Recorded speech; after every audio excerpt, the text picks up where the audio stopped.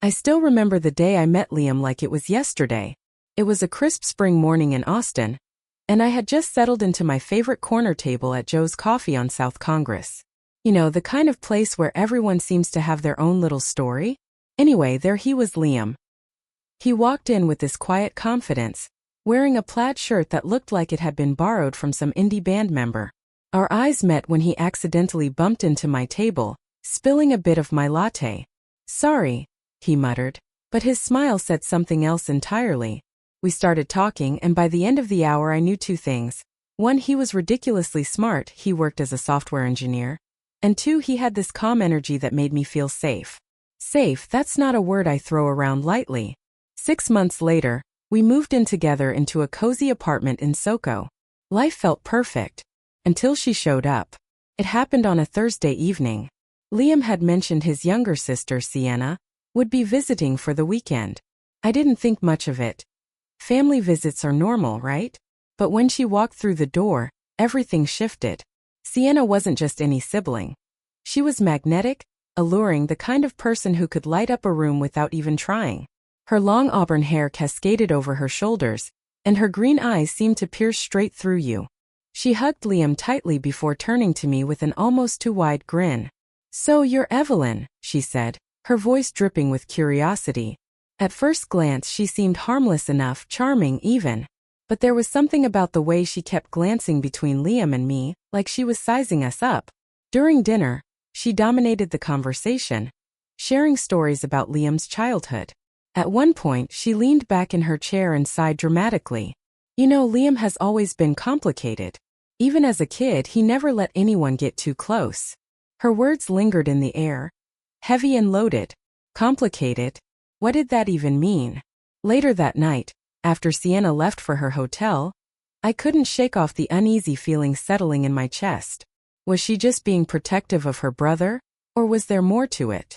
I brushed it off, telling myself I was overthinking. After all, what reason would she have to dislike me? But deep down I couldn't ignore the nagging thought. Why did it feel like she was marking her territory? The next morning, I woke up to a text from Sienna. "Hey, hope you don't mind me reaching out. Just wanted to check how things are going with you and Liam." My stomach churned. Mind? Of course I minded. Who texts their brother's girlfriend out of the blue like that? But I replied politely anyway, figuring it was better to keep the peace. And then it started. The texts became daily, even hourly. Sometimes they were casual. "How's work today?" Other times they felt invasive. "Do you ever worry about Liam working so much? He used to burn himself out." Each message chipped away at my patience, but I convinced myself it was harmless. Maybe she was just lonely. Or maybe I shuddered at the thought she was testing me. One evening, while scrolling through my phone, I stumbled upon a photo Sienna had sent me. It was a picture of Liam as a child, sitting on a swing with a mischievous grin. The caption read, "He's never been an open book, has he?" My heart sank. Open book? What was she implying? I stared at the image, suddenly noticing the possessive undertone in her tone. It was subtle, almost imperceptible, but it was there. By now I was starting to question everything. Was Liam really as transparent as I thought? Or was Sienna planting seeds of doubt in my mind? One night I confronted him about it. "Does your sister always do this?" I asked, showing him the messages. To my surprise, he shrugged it off. "She's just looking out for me," he said dismissively. But his nonchalance only fueled my frustration. Looking out for him or controlling him? As the days went on, Sienna's presence loomed larger than ever. Every conversation we had left me feeling drained, like I was walking on eggshells. And yet, I couldn't bring myself to cut her off completely. Something told me that doing so would only make things worse. Little did I know this was only the beginning. Things escalated quickly after that. One night, Liam and I got into a heated argument about finances. We'd been planning to save for a vacation, but our savings goals weren't aligning.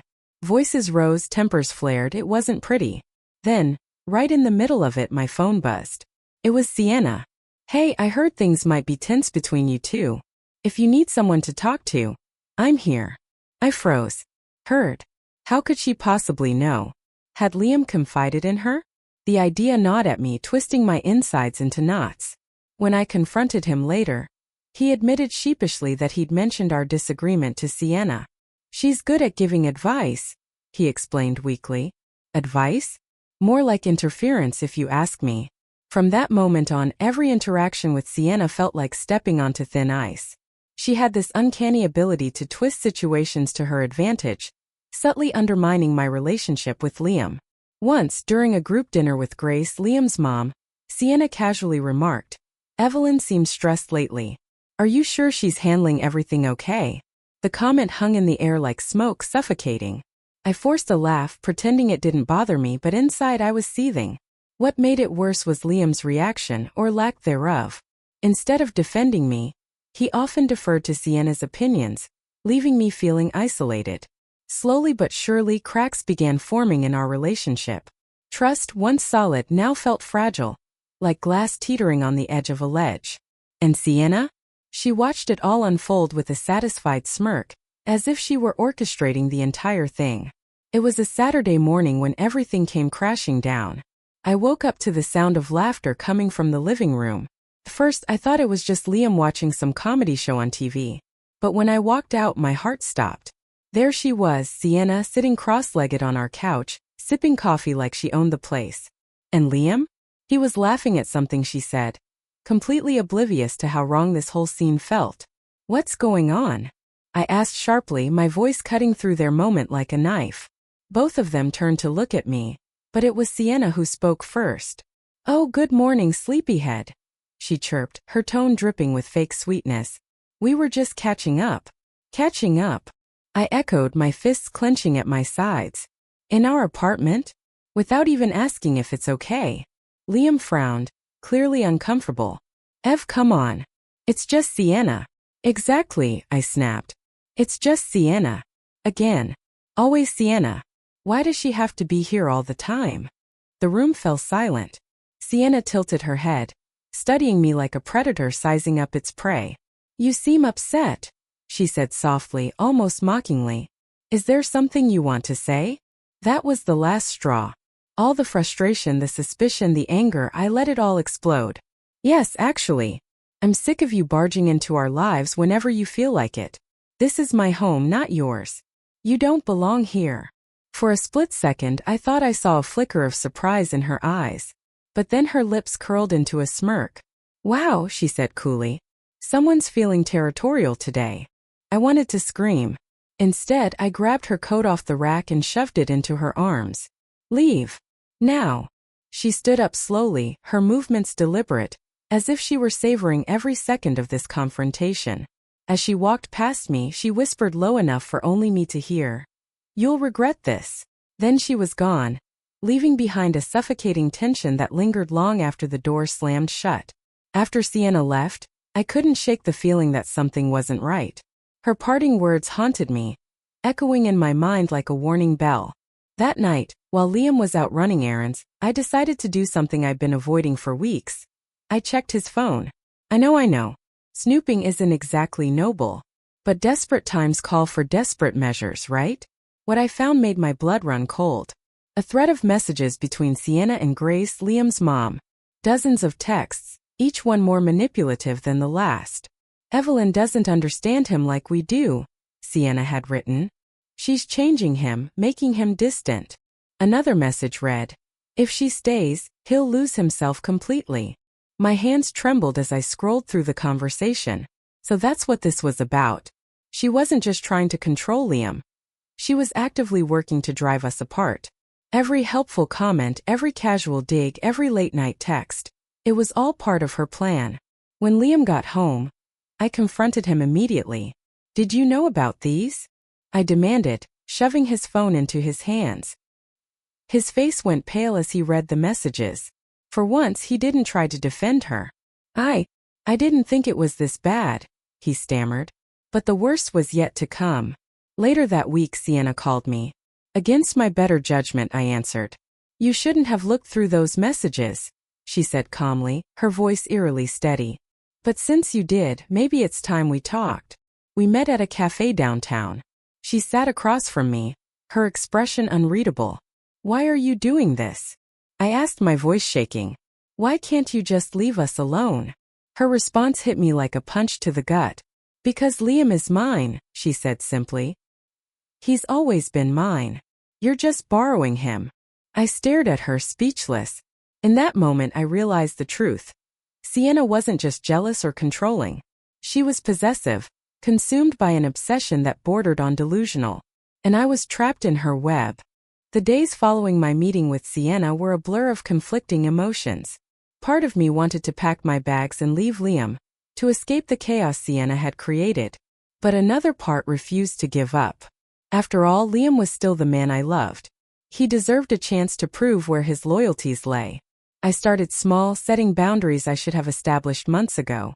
No more late-night texts from Sienna. No more unannounced visits. If she wanted to see Liam, they could meet somewhere neutral without me. At first, Liam resisted. "You're being unreasonable," he argued. "She's my sister. And I'm your girlfriend." I shot back. "Which means you need to choose. Me or her." His silence spoke volumes. Slowly, painfully, he began to distance himself from Sienna. It wasn't easy for either of us, but it was necessary. Meanwhile, I leaned on Jake, my best friend, for support. He listened patiently as I vented about the mess I'd gotten myself into. "You're stronger than you think," he reminded me. "Don't let her win." Still, breaking free from Sienna's influence wasn't as simple as drawing lines in the sand. She retaliated in subtle ways, attempting to guilt-trip Liam, planting doubts in Grace's mind, even spreading rumors among mutual friends. Each move was calculated, designed to keep me off balance. But I refused to back down. One evening, as I sat alone in the apartment, staring at the city lights outside our window, I realized something important. I couldn't let fear dictate my life anymore. Whether Liam chose to stand by me or not, I needed to reclaim my sense of self-worth. And that meant facing Sienna head-on. Our breakup happened quietly, almost anticlimactically. After weeks of fighting, Liam finally admitted he couldn't handle the pressure anymore. "I don't know who I am without her," he confessed, his voice heavy with regret. "Maybe we both need space to figure things out." Space. The word felt hollow, meaningless. Space wouldn't erase the damage Sienna had done, but arguing wouldn't fix anything either. So I nodded, swallowing the lump in my throat, and watched as he packed his things. Living alone again was harder than I expected. Nights stretched endlessly, filled with memories of happier times. I replayed every argument, every tearful conversation, wondering where it all went wrong. Was it really Sienna's fault? Or had Liam's indecisiveness been the real problem? Jake became my lifeline during those dark days. He dragged me out of bed, forced me to eat, and encouraged me to focus on myself. "You've spent so much time worrying about everyone else," he said gently. "Now it's your turn." Slowly, I began to rebuild my life. I took up painting, something I hadn't done since college. I reconnected with old friends, rediscovered hobbies I'd abandoned. And most importantly, I learned to trust my instincts again. Sienna might have tried to break me, but she hadn't succeeded. Not completely. Yet, despite the progress, I couldn't shake the lingering sadness. I missed Liam. Not the version controlled by Sienna, but the man I'd fallen in love with. Could we ever find our way back to each other? Or was this truly the end? Months passed before I worked up the courage to confront Sienna again. By then I'd gained clarity and strength. I arranged to meet her at a park near Lady Bird Lake, a neutral location far removed from the toxicity of our past encounters. She arrived dressed casually, her usual confidence masking any hint of vulnerability. "To what do I owe this pleasure?" she asked, raising an eyebrow. "I'm done playing your games," I said firmly, meeting her gaze. "Whatever issues you have with Liam, or me, they stop now." She laughed, though it lacked its usual venom. "You think you can just walk away? After everything?" "Yes," I replied, my voice unwavering. "Because unlike you, I care about him. Enough to let him go if that's what's best for him. But you? You're using him. A puppet in your twisted little drama. And I won't stand by and watch anymore." For the first time, Sienna seemed shaken. Her mask slipped, revealing a glimpse of the insecurity beneath. "You don't understand," she muttered. "He's all I have." "No," I corrected her. "You pushed everyone else away. That's on you." We parted ways shortly after, neither of us saying goodbye. As I walked back to my car, I felt lighter, as if a weight I'd carried for months had finally lifted. Sienna might never change, but I had. And that was enough. Weeks later, Liam reached out unexpectedly. "Can we talk?" he asked hesitantly over the phone. Though hesitant, I agreed. We met at a quiet cafe, the same one where I'd confronted Sienna. "I messed up," he admitted, his voice tinged with remorse. "I let her manipulate me, hurt you. I don't want to lose you, Ev, but I need to earn your trust back." Hearing him acknowledge his mistakes brought tears to my eyes. Yet, forgiveness wasn't instantaneous. "If we're going to make this work," I said carefully, "things have to change. No more secrets. No more letting Sienna interfere." He nodded solemnly. "I promise." Rebuilding our relationship was slow, painful work. We attended therapy together, learning to communicate openly and honestly. Gradually, the cracks began to mend. Liam distanced himself from Sienna entirely, prioritizing our bond instead. It wasn't perfect, but it was progress. Through it all, I held on to one truth. Love isn't supposed to destroy you. It should lift you higher, help you grow. With Liam, I believed that was possible again. A year has passed since that fateful day at the park. Liam and I are stronger now. Our relationship built on a foundation of honesty and mutual respect. Sienna rarely crosses my mind anymore, though I occasionally wonder how she's coping with her demons. Life isn't perfect. There are still challenges, disagreements, moments of doubt, but we face them together as equals. Together, we've learned the importance of boundaries, not just with others but within ourselves. Loving someone doesn't mean sacrificing your identity or tolerating toxicity. Sometimes it means walking away until they're ready to meet you halfway. As I sit here writing this post, sipping coffee on a sunny Austin morning, I realize how far I've come. From the naive girl who fell blindly in love to the woman who fought for her worth. I've grown in ways I never imagined. And while scars remain, they remind me of the battles I've won and the person I've become. So here's my advice to anyone reading this. Don't settle for less than you deserve. Stand firm in your values. Surround yourself with people who uplift, not undermine. Because in the end, the only person you truly need to answer to is yourself. And trust me, you're stronger than you think.